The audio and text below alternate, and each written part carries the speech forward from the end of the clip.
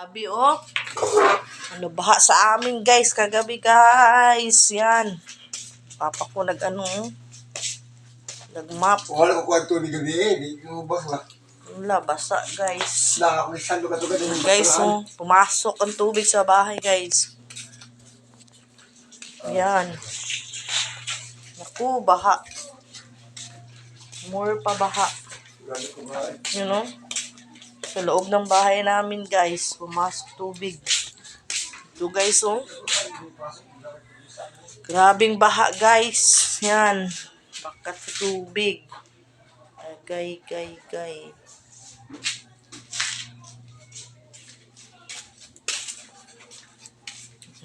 Linis na guys kasi oh.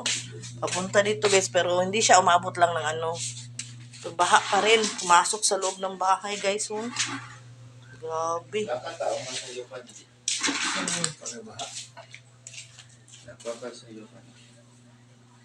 Baha guys oh. Yung bahay namin wala na. Baha. Morning guys!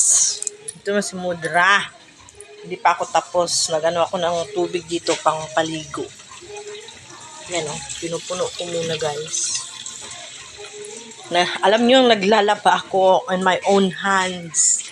Yan, nagbabad ako ng aking mga labahan guys. Dito sa mga puti ko Sakit ang kamay ko guys oh. Hindi siya pwede sa washing. Kasi nga, ano siya guys, hindi matatanggal yung mga brown. Kaya tayo mga ina, kailangan natin paputiin mga medyas ng mga anak natin. Ang bigat nito. Yun guys, sa umagang kay ganda ngayon ha. Di pa ako maka-live talaga guys, kasi busy ang Mudra. Alam nyo saan ako busy. Makikita nyo sa next episode. Grabe ngayon araw.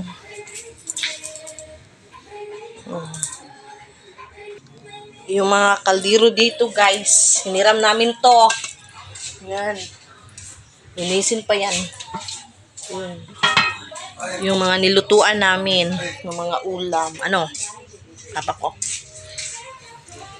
Yan, sa ano. Linis time ako ngayon dito sa bahay. Mamaya na ako maliligo. Sa labas. Parang may uulan yata guys. Uulan. Yan. Para makita ko mukha ko. Maano na.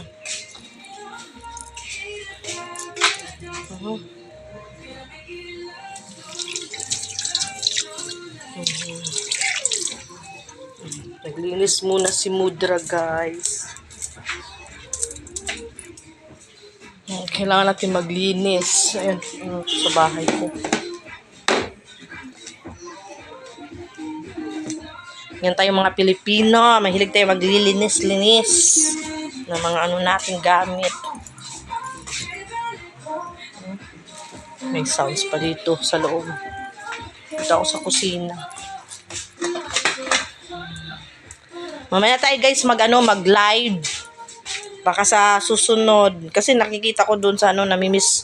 Yun na akong makipag-chat-chatan or makipag-kwentuhan. Kumbaga, di lang ako makapag guys ha. Kasi busy ang Mudra ngayon. Lagi akong busy. Diyos ko. Isipin nyo, lagi akong busy. Tatapos lang maglinis. Ngayon, mamaya, maliligo na. Kaya, ingat-ingat tayo guys ha. Kasi may iba-ibang panahon natin ngayon, dumarating. Katatapos lang namin dito yung mga kasama namin na bahaan.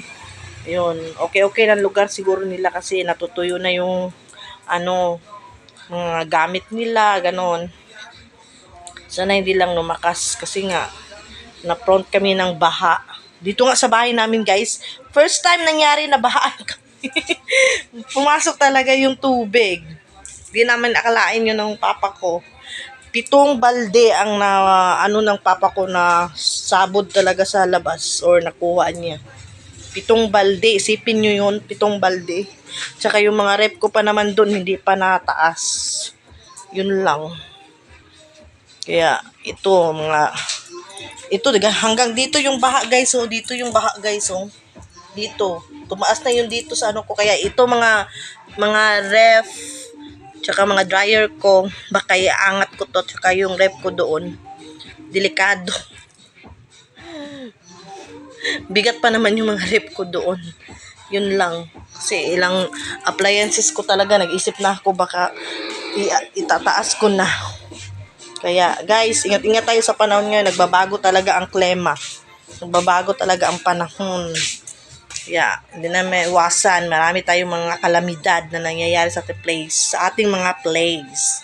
Kaya yun, talagang ingat at be wise kung anong gagawin. Huwag maano, yung magkampante-kampante.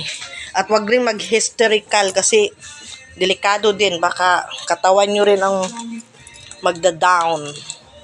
Hindi lang ako nakapag-video doon sa nababahaan kasi nga kawawa nga eh.